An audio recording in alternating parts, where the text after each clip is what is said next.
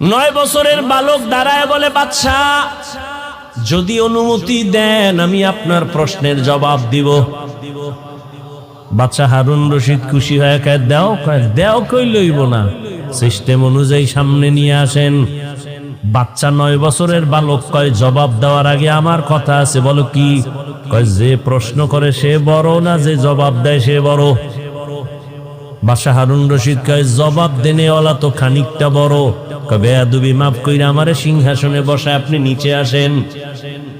বাদশা হারুন রশিদ তিনি একদিন রাস্তার রাজপ্রাসাদে অনেক বড় বড় আলেমরে দাওয়াত দিলেন। ওলামায়ে কেরামের কাফেলা চলে আসলেন হারুন রশিদের রাজপ্রাসাদে। সুন্দর মেহমানের আপ্যায়নের ব্যবস্থা করলেন।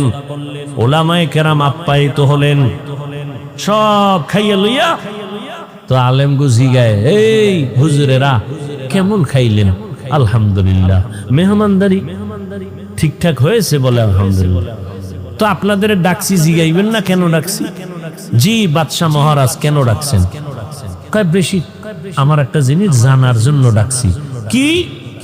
আমাকে আপনারা সমস্ত আলেমরা বলবেন, আজকে আমাকে ফতোয়া দিয়া যাবেন। আমি বাদশাহ হারুন রশিদ, আপনারা চিনেন তো? কাহা চিনি। আমাকে বলেন আমি জান্নাতি নাকি আমি জাহান্নামী, বাস এটার ফতোয়া দিয়া যাবেন, আর কিছু না।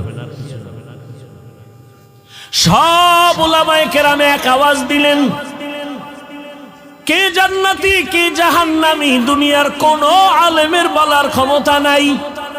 হ্যাঁ, এতটুকু বলা যাবে, আপনি ভালো কাজ করেন তো জান্নাতের পথে আছেন, জান্নাতি বলা যাবে না।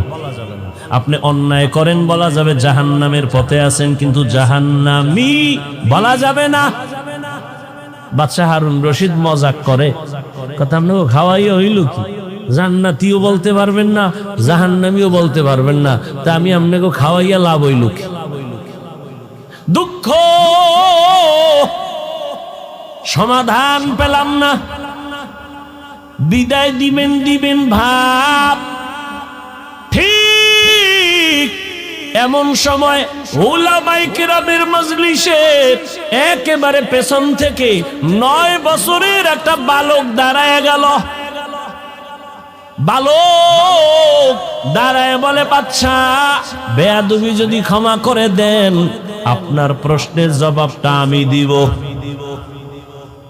9 বছরের বালক দাঁড়ায় বলে, বাদশা যদি অনুমতি দেন আমি আপনার প্রশ্নের জবাব দিব।